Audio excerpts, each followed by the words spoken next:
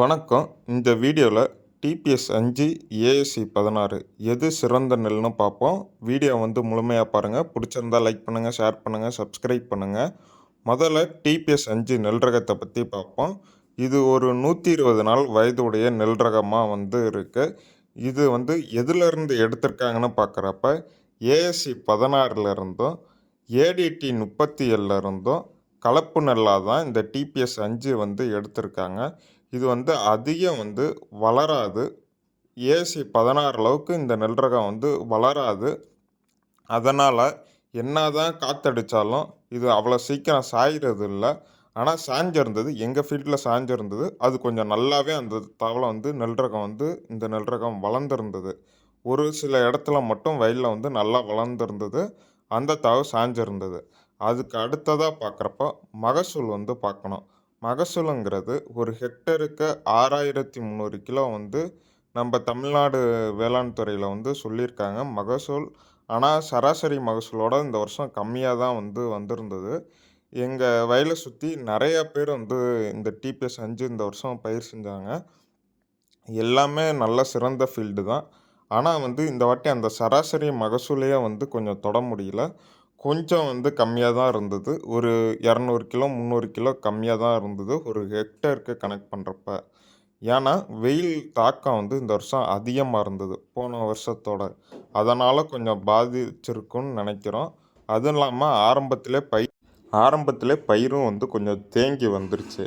அதனால் கூட கொஞ்சம் மகசூல் கம்மியானதுக்கு வாய்ப்பாக இருக்கும்.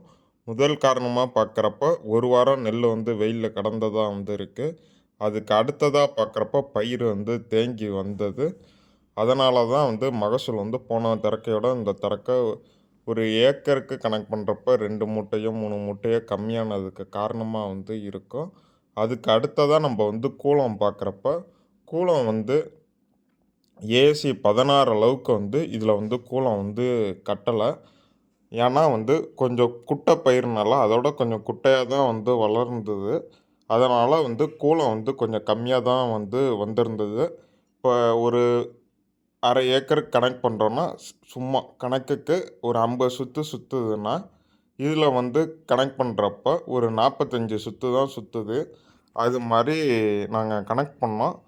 மற்ற போன தரக்கையோட ஒரு ஃபீல்டுக்கு எடுத்து பார்க்குறப்ப ஒரு 5 கட்டாவது கம்மியாக, ஒரு துண்டுக்கு ஒரு 5 கட்டாவது, பெரிய துண்டுக்கு 5 கட்டாவது கம்மியாக தான் சுற்றி இருந்தது இந்த வாட்டி கூலம்.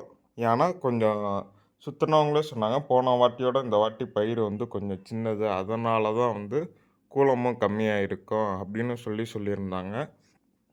ஆனால் வெயிலோட தாக்கம் எல்லாமே கரெக்டாக இந்த வருஷம் ஒன்று சேர்ந்ததுனால ஒரு 3 மூட்டை மகசூல் கம்மியாக தான் எடுக்க முடிஞ்சுது. அதே ஏஎஸ்சி 16 பார்ப்போம். அது ஏஎஸ்சி 16ங்கிறது ஒரு 110 நாள் உள்ள வயதுடைய நெல் ரகமாக இருக்குது. அது நல்லாவே பயிர் வளர்ந்துருந்தது. அது இல்லாமல் நெல் இந்த நெல்லுக்கும் இந்த 2 ரகத்துக்கும் டிஃப்ரெண்ட் இருக்குது. டிபிஎஸ் 5ங்கிறது பெரிய குண்டுன்னு சொல்லுவாங்க. ஏஎஸ்சி 16ங்கிறது சின்ன குண்டுன்னு சொல்லுவாங்க. ஆனால் விரும்புகிறது எல்லாமே ஏஎஸ்சி 16 நெல்லை தான் விரும்புகிறாங்க. ஏன்னு தெரில, வியாபாரிகள் விரும்புகிறது ஏஎஸ்சி 16 தான் விரும்புகிறாங்க. அதுக்கு அடுத்ததாக பார்க்குறப்ப இது பயிர் அதோட நல்லாவே ஸ்டார்டிங்கில் வந்திருந்தது.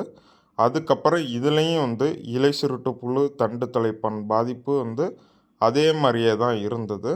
ஆனால் இது பயிர் கொஞ்சம் உட்காரல, நல்லாவே பயிர் வந்திருந்தது.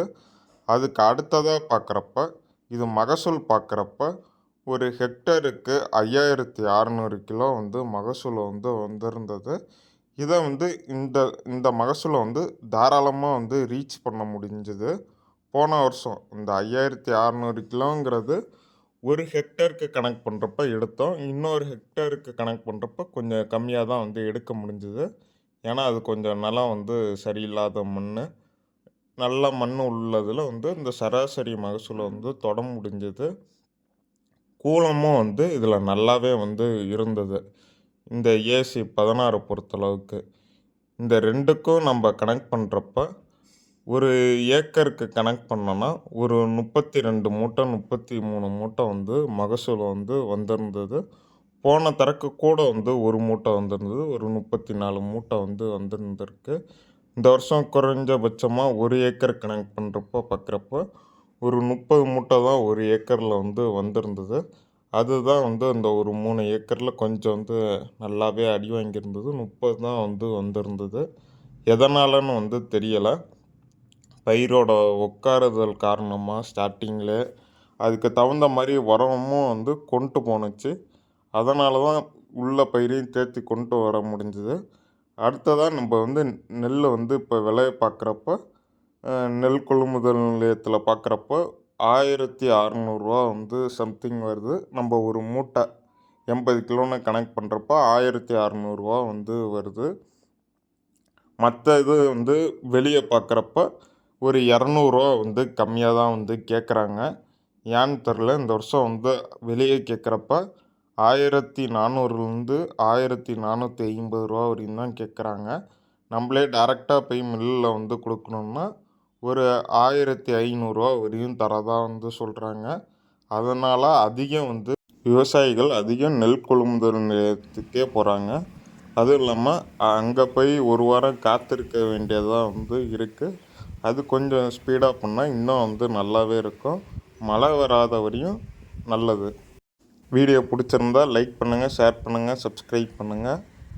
உங்கள் கருத்தையும் கீழே வந்து கமெண்ட் செக்ஷனில் வந்து சொல்லுங்கள்.